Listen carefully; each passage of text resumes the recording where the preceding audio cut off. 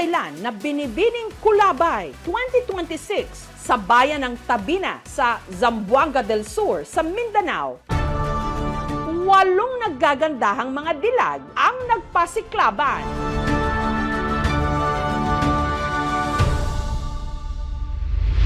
Pero pagdating sa Q&A, ang kandidatang ito, inalalayan na ng kanyang mga handler. Hello, candidate. Yung kamusta? Bigla raw kasing sumama ang kanyang pakiramdam. Grabe kabuhian na ba? Namimilipit na rin sa sakit ng kanyang tiyan. Positive change is always possible. Thank you. Bago pa man niya lisanin ang stage, tuluyan na siyang nawalan ng malay.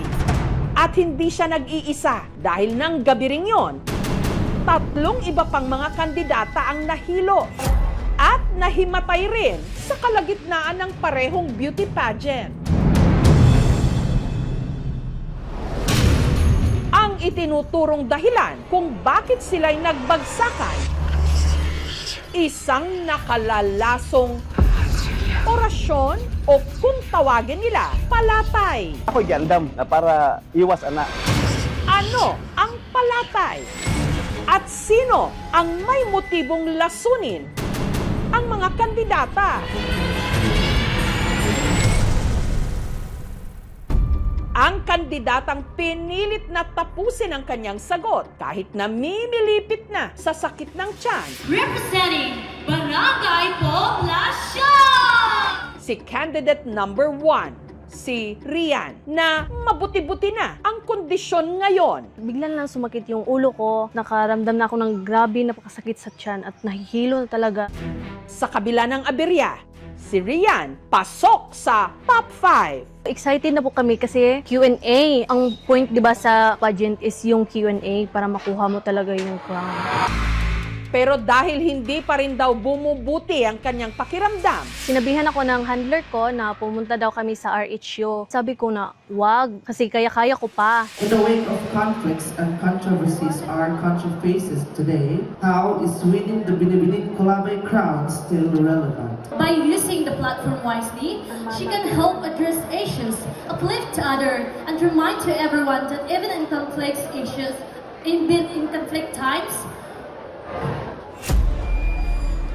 Grabe kabuhian na ba? Tama na na, oy. Tama na, oy. positive change is always possible. Thank you. Thank you so much! Ang next ko naalala is, nandun na po ako sa health center. sigurado si Rian, hindi gutom ang dahilan ng pagsama ng kanyang pakiramdam, lalo't hindi lang siyang nakaranas nito. Ang candidate number 3 na si Jean, bigla rin daw nahilo nung evening gown round. Nahihilo tapos sumasakit lang dito sa phone. Nilalamig po ako ng Tinulungan ko po siya, pinisil-pisil pa yung mga katawan niya. Nahirapan namang huminga at namanhid pa ang katawan ni candidate number 5 na si Jasmine. sumakit yung dito. Parang may nakabara sa aking leeg. Tapos biglang tumigas sa aking mga kamay at paa. Umiiyak na lang po ako sa sakit. Kaya hindi na rin nila natapos ang koronasyon. Isinugod na sila sa health center. Medyo ako natatakot kasi may narinig ka ng mga haka-haka ng mga ganyan. Baka yun na yun yung sinasabi nila na palatay.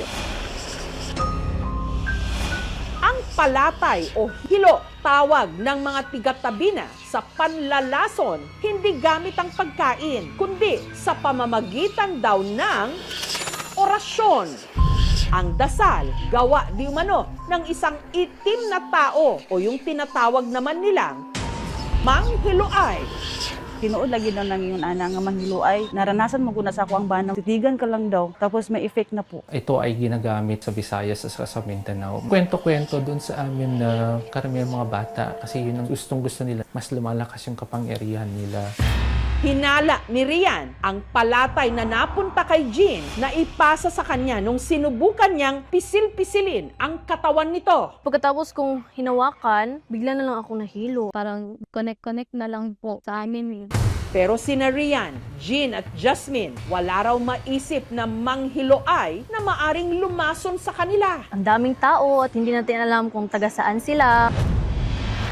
Pero ang candidate number 6 na si Ayesha, nakainkwentro raw ang sinasabi nilang manghiloay noon mismong coronation night. May lumapit sa akin na lalaki, naka-black lahat po. Inhipan niya yung shoulder ko po. Nung paglingon ko, sabi niya, may pulbo raw yung shoulder ko. Nilagyan yun ng pulbo ng handler ko para ma-match yung skin tone ko sa gown ko po. Ang tangkad niya ma'am ay nasa 5'5 po. I guess mga 40 plus. Matapos ang pag-uusap nilang yon, umalis na ang lalaki. Si Ayesha, nagawa pang rumampa. Ilang sandali lang nang hina na raw si Ayesha. Sunod na lang siyang nakita na binubuhat palabas ng venue. Pagkagising ko, na-shock po talaga ako ma'am. Bakit nandito na ako sa center? May oxygen na yung dito ko. Nung nangyari yun sa akin, doon na talaga tumapik sa isip ko na natotoo talaga may manghiloay ma'am. Kanya-kanya ring haka-haka ang mga residente kung sino ang manghiloay. Kung kinsay mga isog, name drop ang kinsa may manautay sa kulabay. Hanggang may isang tumalima. Naligaw lang yan sa kulabay, pero tiga-tungaw yan. Nataon lang na pumunta siya para makisaya sa kulabay. Pero ang akusasyong ito, hindi kinatuwa ng binanggit na barangay. Natingala ni dako, kaya dili may katawan sa tungaw. Dili may ingon ana ka mulaban sa mga tao nga nagbuhat sa dili maayo. Apela nila, hindi rin daw dapat ito ginagawang biro. Ang ngamuang barangay sa una, kaaging tao ay namatay diri. Di pusil, gipasangin lang siya nga manghiluay. Halos ang ngamuang katawan sa barangay na suko sila kay basin unya kung sila na po mao'y buhatan, nga patyon ka lang, nga wa gilitigo nga basihanan. Sinubukan ng aming team na kapanayamin ang nag-post ng komento pero tumanggi siyang magpa-interview. Samantala, ayon naman sa doktor na sumuri sa mga biktima, ang posible raw dahilan kung bakit sumama ang pakiramdam ng mga kandidata, hindi palatay, kundi anxiety kasi parang communicable siya. Di ba pag kinakabahan ka, tapos sabihin mo sa katabi mo, kakabahan din siya, na baka na-anxious sila na question and answer portion na. Hindi naman talaga kami na-pre-sure kasi nagawa pa namin magjo-joke. Mahirap talaga ang magpuriba doon sa hilo. Wala mang kagustuhan sa nangyari. Hindi sila nagkulang na pangungumusta, pagpapakain. Inalagaan po kami ng maayos. sa kabila ng kumusyon, itinuloy pa rin ang pagdedeklara ng nanalo. Pero sino nga ba ang kinoronahang Binibining Kulabay 2026? Big Sam is to your queen, Binibining Kulabay number 1! Walang iba kundi si Rian. May na-encounter ako na one of judges, and sabi niya na, wow, congrats! Kasi ako po daw yung nananalo. Si Rian, kinabukasan na nga lang kinoronahan. Kahit wala po ako sa stage, happy naman po talaga ako kasi din mo naman inaakala na yung sinagot mo, yun pala yung makapanalo sa'yo. Ika nga ni Miss Universe Philippines 2025 at Tisa Manalo. I fell a while ago on stage. Kapag nadapa o sumakit man ang tiyan, Positive change is always possible. Thank you. dapat come back stronger.